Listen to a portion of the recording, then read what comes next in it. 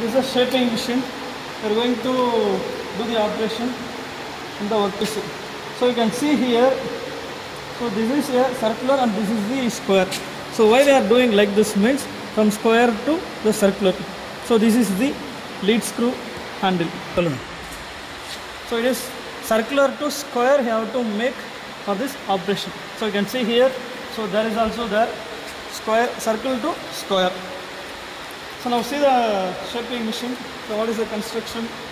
So this is called a ram. So ram can move left to right, that is this slide. So here there is a clamping mechanism is there. So using this you can adjust the stroke. So once you switch on the machine, the ram can move front to back. There is a cutting stroke and return stroke. So you can adjust using this clamping.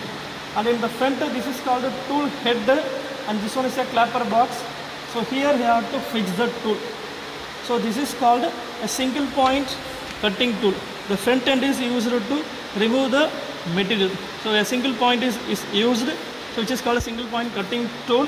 So the clapper box mechanism is used for, so during a cutting stroke it will move forward and remove the material, but during return stroke it should be lift or just unwanted removal of the material from the workpiece.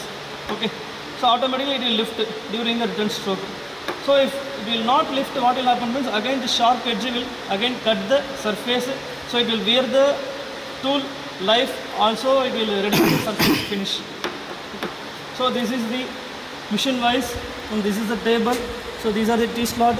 Using this have to attach the machine wise on the table. So this is used to hold the job. So like this. So work holding device. This is a table. This is the column.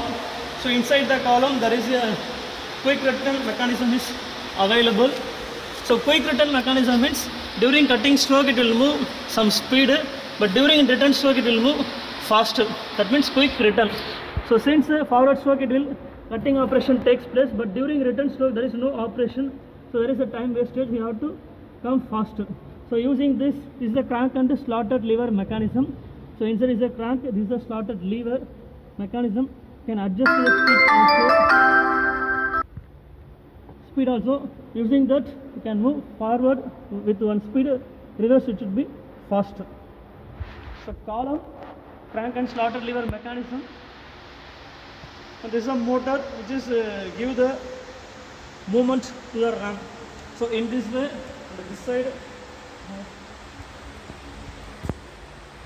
so shaft is connected to here. So we are connecting using the belt drive. So step cone pulley is there. It is used to getting a different speed of the movement of ram, and this is for a guider or idler pulley. If the belt is lengthier, you can use this idler pulley to tighten the belts. And if you come here, so there is a two lever is there. So using the handle you can rotate this. So if you rotate this one, you can move left to right of the table. That is called a longitudinal motion. Rotate clockwise it will move forward. If you rotate anti-clockwise it will come back side. That is a longitudinal motion of the table. And then if you rotate this one, you will get up and down movement of the table. So these are the possible movements. And then if you see the top side, so here also there is a possible of moving the, you see this is the tool head.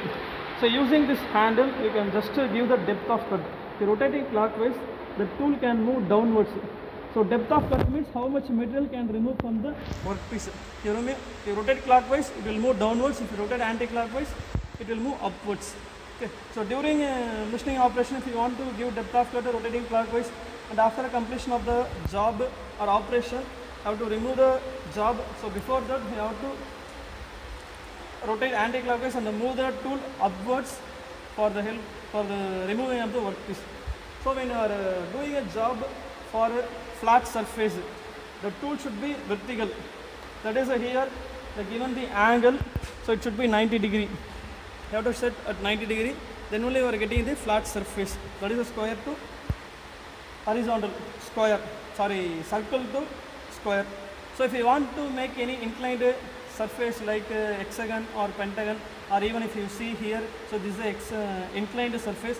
So like this, if you want to make this, you have to rotate the tool head and remove this bolt and rotate the tool head to this side or this side, depends upon the requirement of the angle. Okay. So inclination of cutting also it is possible using the shaping machine. So this is a brief about the shaping machine. Square, circle to square. Okay. So in this way you can make a inclined surface also. It is like this. So inclined surface also it is possible, since it is a flat face. This is a horizontal, this is a vertical. So inclined also possible. You have to lose this bolt and just to tilt this required angle, and then the tool can tilt in this way like this. So this way or this way, that is depends upon this, and then make the operation similar to the previous, and then you will get like this shape. So that is called the inclined shaping operation. So you have to tilt the tool post, and the operation is similar. And if you want to give the depth of cut, so using the tool post head, you have to give the depth of cut like this. So similar. Okay. So depth of cut, if you give it, the tool will come down and it will make a, that means it will remove the material. So finally you will get the inclined surface. So that is the feed, this is the depth of cut.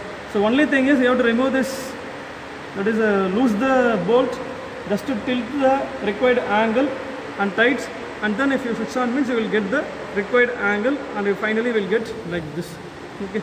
So this is an inclined surface shaping machine.